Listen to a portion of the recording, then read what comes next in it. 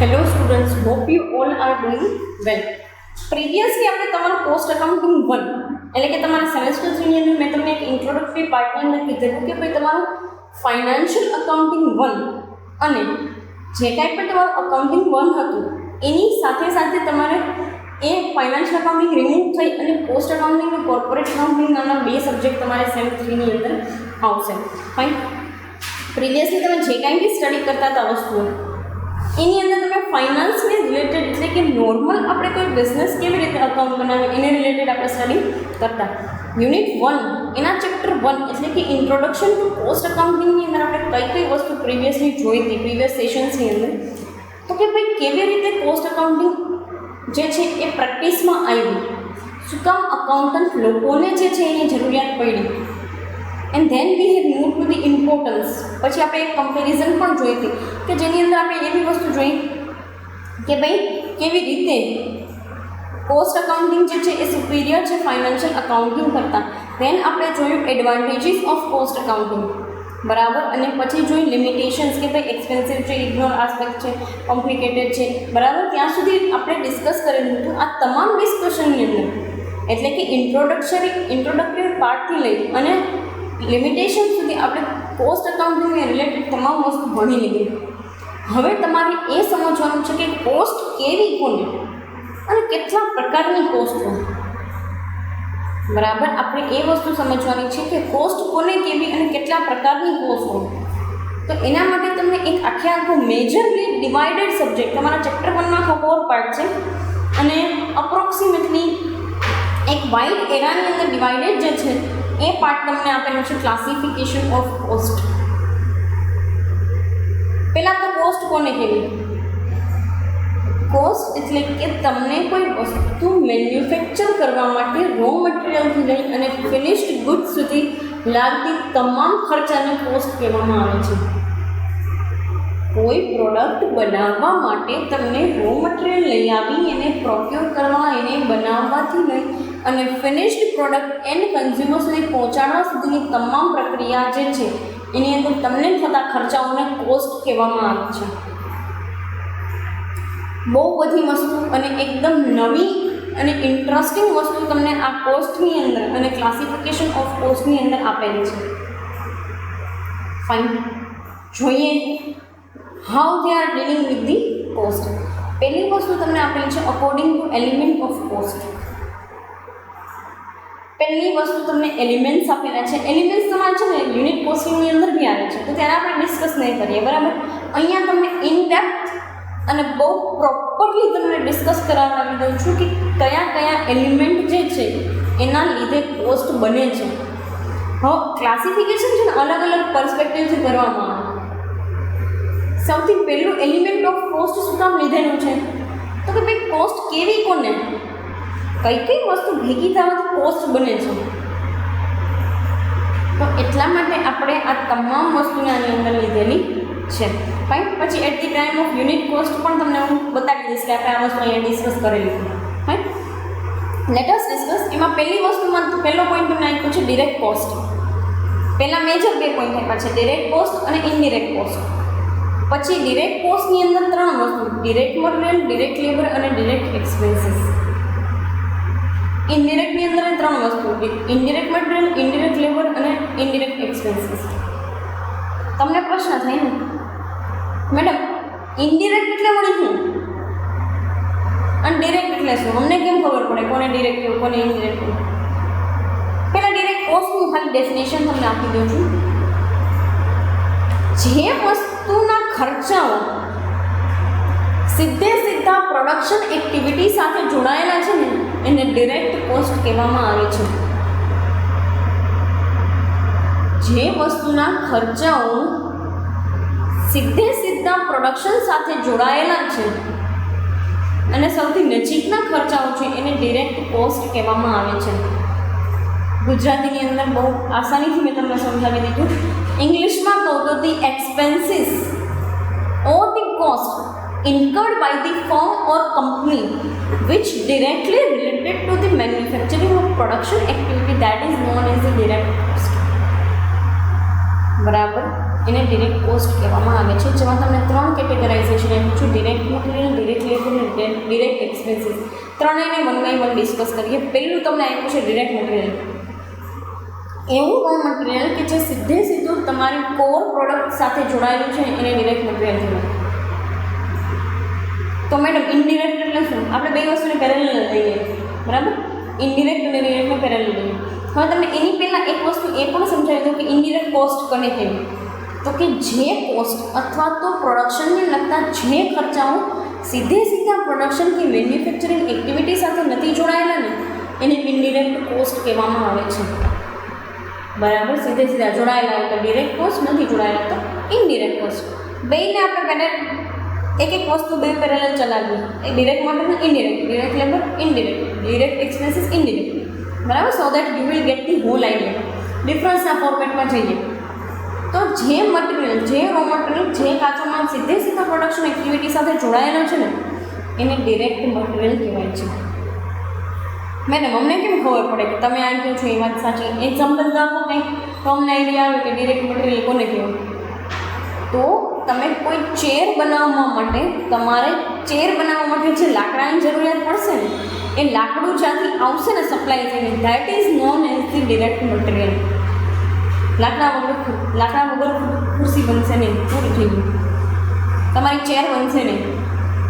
તો direct material, yes. Indirect material કેવી રીતે? તો કે આ ખુરશી બની ગયા પછી, પણ બને કેમ? તો કે એના માટે તમારે સાધનો જોઈએ. બરાબર? ખુરશી બનાવવા માટે, લાકડું કાપવા માટે કરવતી જોશે મને.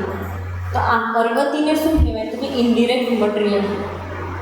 બરાબર? કે જે સીધું પ્રોડક્શન સાથે જોડાયેલું નથી પણ પ્રોડક્શન એક્ટિવિટીમાં એનો ભાગ તો છે જ, એનો હાથ તો છે જ.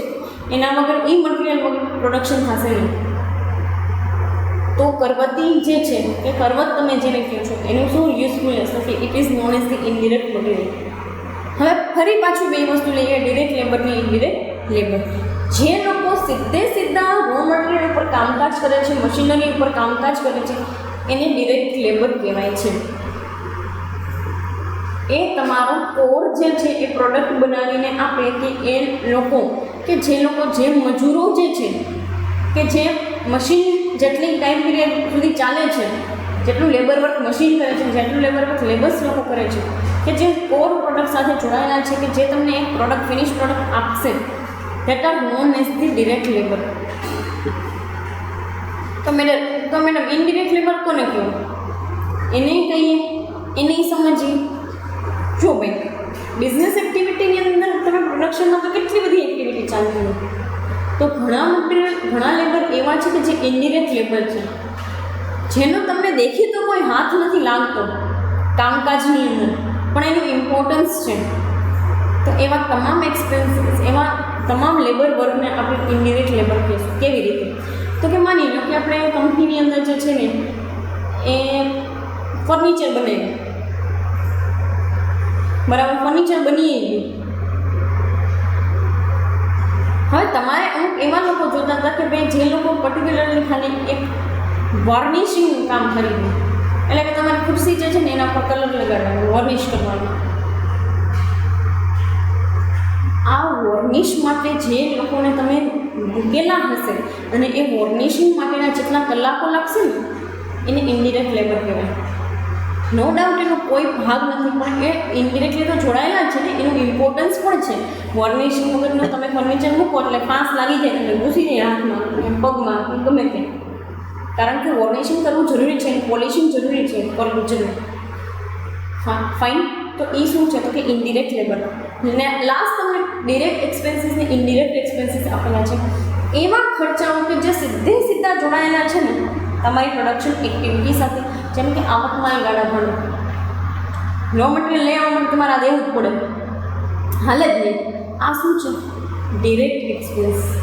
તો મેડમ અમારે ઇનડિરેક્ટ એક્સપેન્સ કોને કહો? તમે તો આને તો ડિરેક્ટ એક્સપેન્સ કહી દીધું. હવે ઇનડિરેક્ટ એક્સપેન્સ તો બિઝનેસની અંદર ઘણી બધી કોસ્ટ, ઘણા બધા એક્સપેન્સીસ એવા હોય છે કે જે એકચ્યુઅલમાં આપણને નથી લાગતું કે આની સાથે લાગેલા છે, પણ એની સાથે લાગેલા હોય.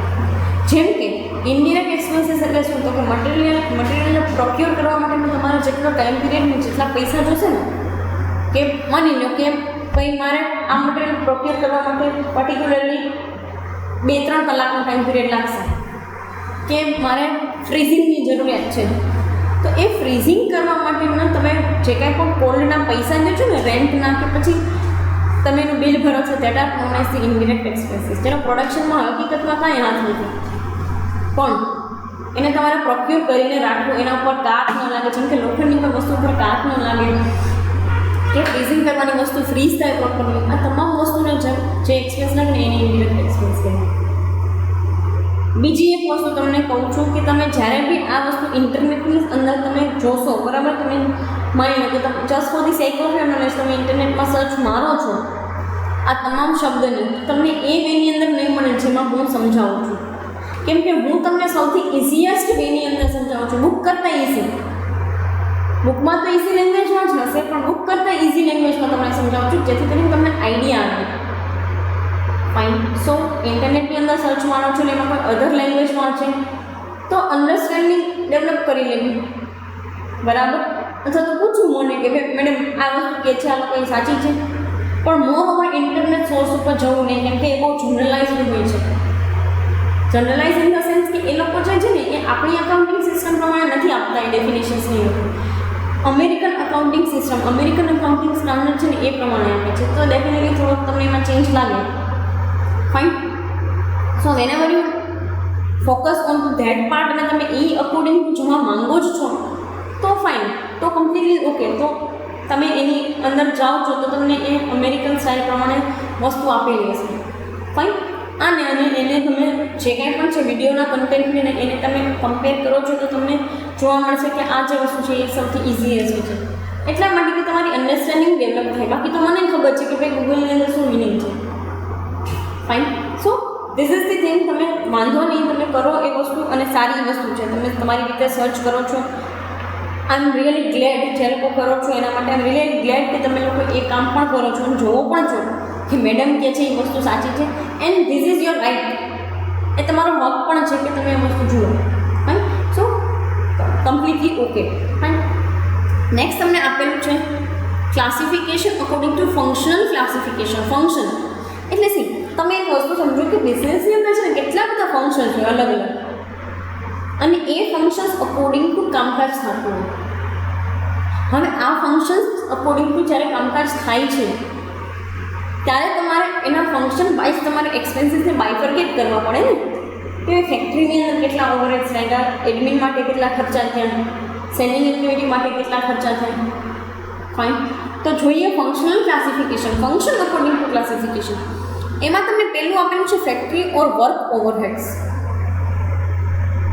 ફેક્ટરી ઓર વર્ક્સ ઓવરહેડ્સ. તમને એ કહીશ કે આની અંદર આનું શું ઇમ્પોર્ટન્સ છે, કે આ ટોપિકની અંદર આનું શું ઇમ્પોર્ટન્સ છે. ફાઇન. એ પણ વસ્તુ આપણે ડિસ્કસ કરશું, પણ એ અત્યારે યુનિટ કોસ્ટિંગના પાર્ટ તરીકે, બરાબર. યુનિટ કોસ્ટિંગમાં આવે છે તમારે ફરી પાછું એની અંદર તમારે આખું કોષ્ટકને ચાર્ટ ભણવાનું આવશે, જેમાં જોશું કે ફેક્ટરી ઓવરહેડ્સનું શું કામકાજ છે. Fine. But for the sec of your understanding ખાલી કહું છું.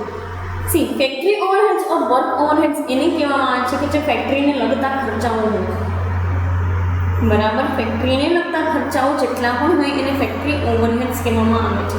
હવે તમને એમ પ્રશ્ન થાય કે મેડમ અમને કેમ ખબર પડે કે કયા ખર્ચા ફેક્ટરીને લગતા છે કયા નથી?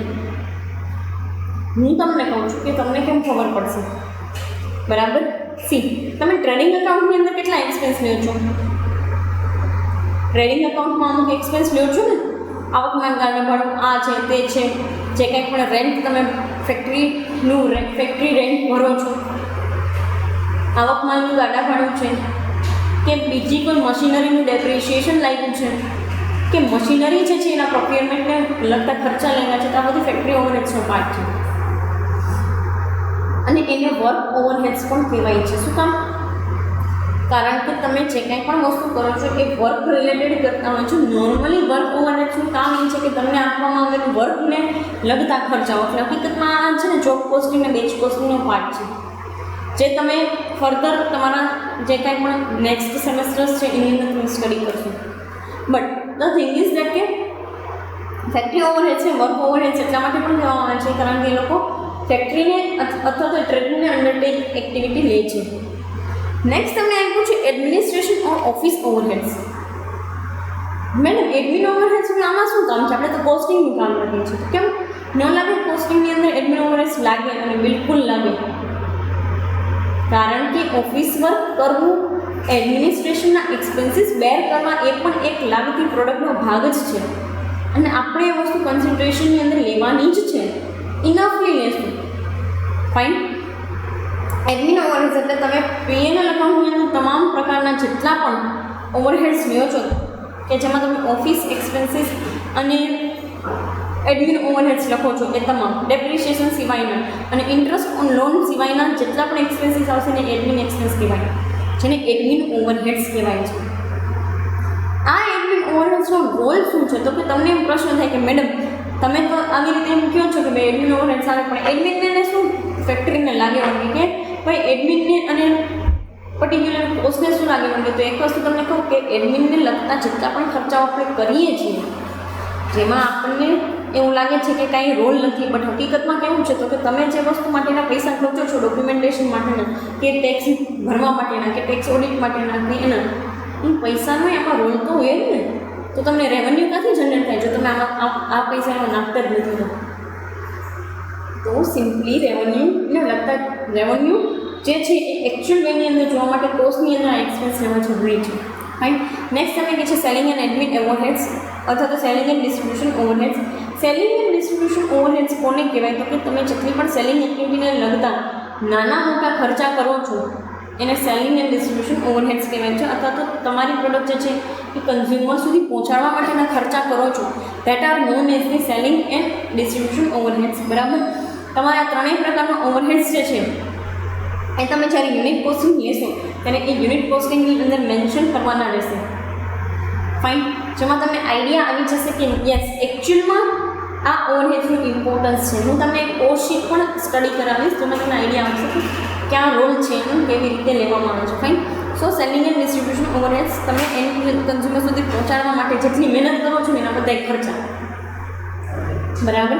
તો પર્ટિક્યુલરલી એ રિલેટેડ તમને આપેલું છે. સી આ સેશનની અંદર આપણે કઈ કઈ વસ્તુ ડિસ્કસ કરી તો કે ક્લાસિફિકેશન ઓફ કોસ્ટની અંદર according to element of cost. એમાં જેમાં ડિરેક્ટ મટીરિયલ, ડિરેક્ટ લેબર અને એક્સપેન્સીસ કે જે તરત જોડાયેલા છે પ્રોડક્શન સાથે કે મેન્યુફેક્ચરિંગ સાથે. પછી વસ્તુ જોઈએ ઇન્ડિરેક્ટ કોસ્ટ. એમાં ઇન્ડિરેક્ટ મટીરિયલ, ઇન્ડિરેક્ટ લેબર અને ઇન્ડિરેક્ટ એક્સપેન્સીસ કે જે પર્ટિક્યુલરલી ક્યાંય પણ પ્રોડક્શન એક્ટિવિટી સાથે ડાયરેક્ટલી જોડાયેલા નથી. પછી આપણે સ્ટડી કર્યું ફંક્શનલ ક્લાસિફિકેશન જેમાં ફેક્ટરી વર્ક ઓવરહેડ્સ, એડમિન ઓર ઓફિસ ઓવરહેડ્સ અને selling and distribution overheads.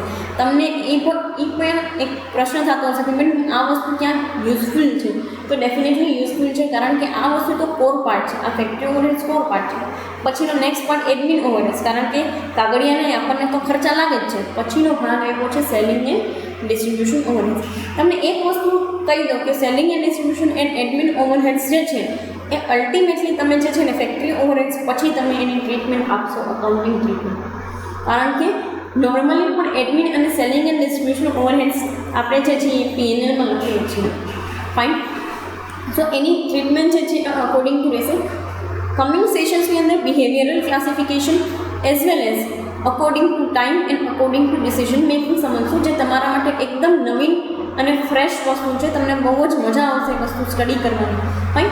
So particular આ સેશન માટે આપણે અહીંયા સુધી રાખીએ. કમિંગ સેશનની અંદર બિહેવિયરલ અને ટાઈમ અને ડિસિઝનવાળા કોર્સના એલિમેન્ટ્સ જોશું. ફાઇન. અત્યારે અહીંયા રાખીએ. Thank you so much.